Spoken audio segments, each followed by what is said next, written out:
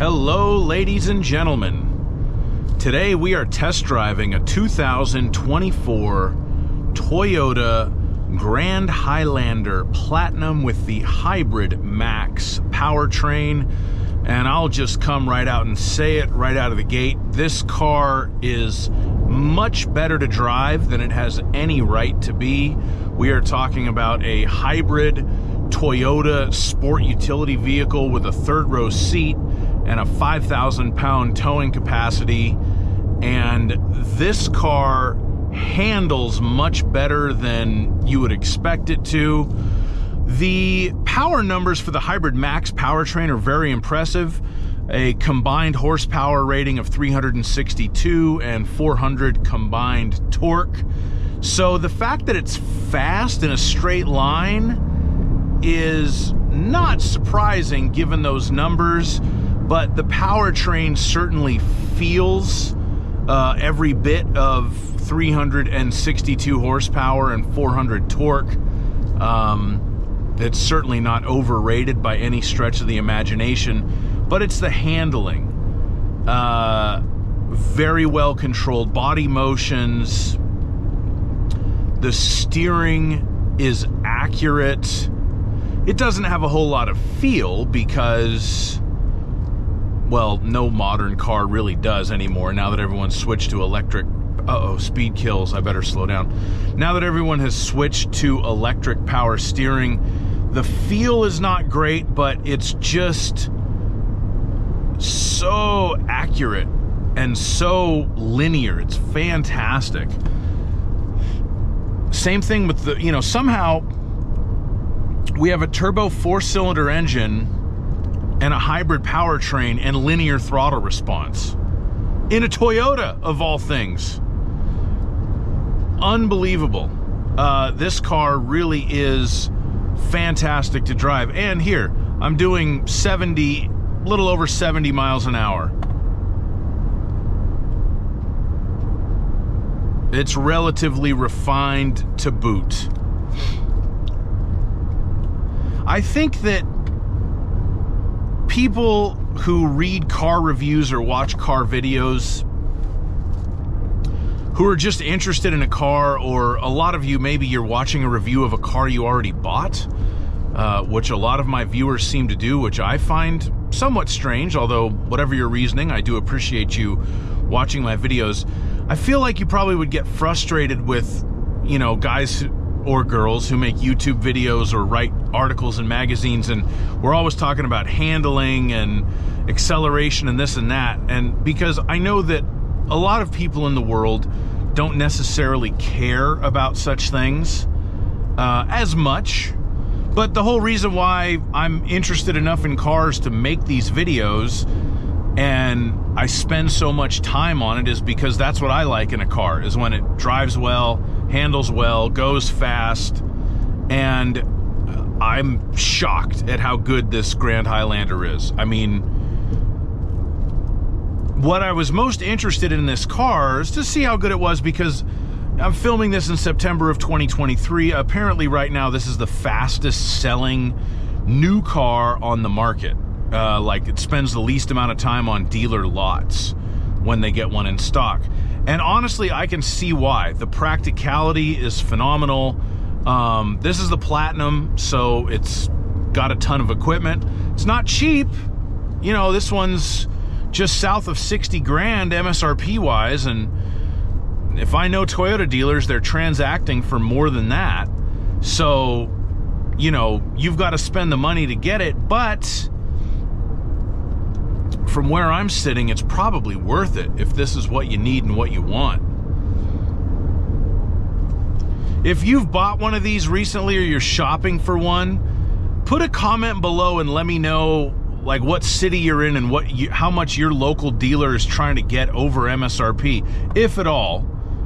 I actually didn't do any research into the market on this car. I just kind of rented it off of Turo, and I've done research on what the car is, but I haven't, contacted any of my friends at Toyota dealers to see what they're selling them for. Toyota dealers love to sell cars for over MSRP. Toyota tax, baby, but I guess people pay it, so I don't know, it must be worth it. It's worth it to their clients.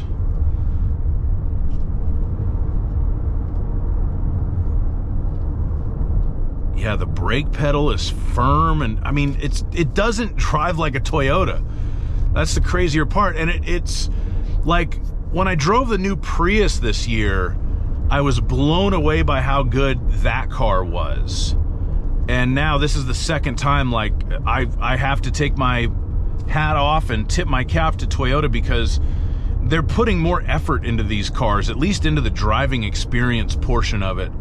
And in the Prius's case, I think the styling too, although I think that this Grand Highlander looks nice as well. But the new Prius to me is genuinely pretty. That's a great looking car.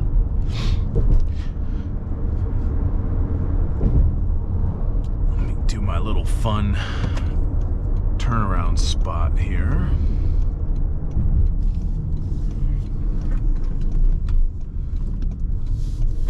Uh-oh. Give it the beans. Oh! This car is quick. Like, it's... you know, it's rated to tow 5,000. It's rated to tow 5,000 pounds. I'm towing nothing. And this particular one has captain's chairs in the back, so it's a 7-passenger. I'm the only one in the car. So, you know, the performance, I'm sure, would take a little bit of a hit if you had 6 more people in their luggage and or a boat behind the car. But for just a test drive, man, what?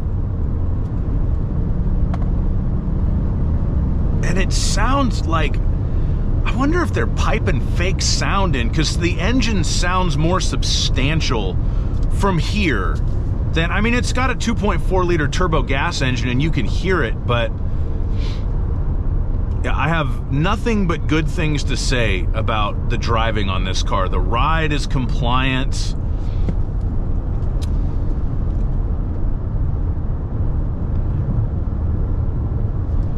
Now it does some, so like, I don't have the adaptive cruise control set right now, but it's part of the Toyota Safety Sense 3.0. It's got like proactive driving assistance.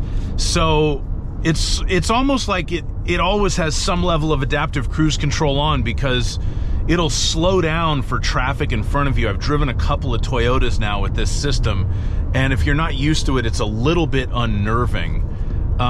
So if you have one of these and you feel it slowing down, that's what's going on there when you're coming up to traffic.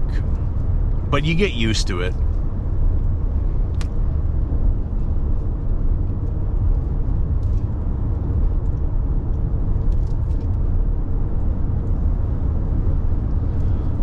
What a great car.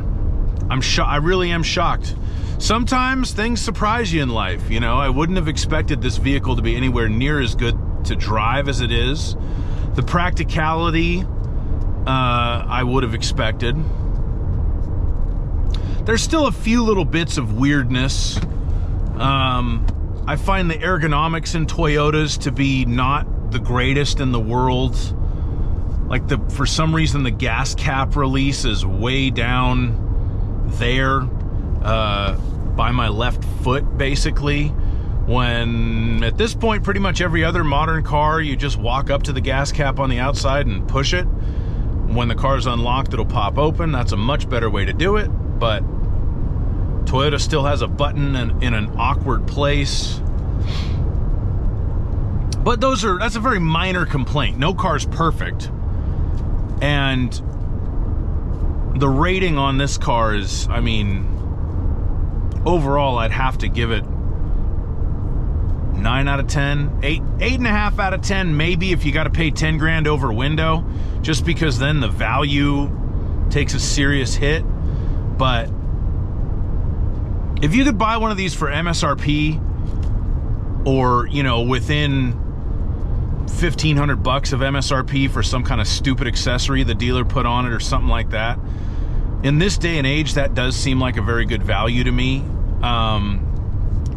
But like I said, 10 G's over, that's different. On this car, then, that puts you into like basically 70 grand sale price. And the problem with that is you get into a lot of kind of more luxurious SUVs that you could buy. Not necessarily that they would have more features or be more practical, admittedly, but, you know, 70 could put you in a very nice BMW X5, etc., etc. So then it's like, well, do you really want to spend that on the Toyota? That's up to you.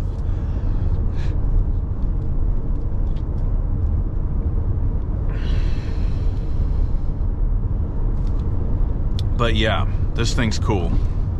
And I can see why they sell so quickly. And that's pretty much all I have to say about it.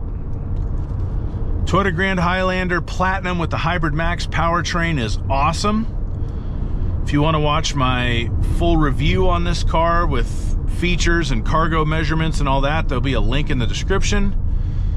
And please like my video, subscribe to my channel, and have a great day. Bye-bye.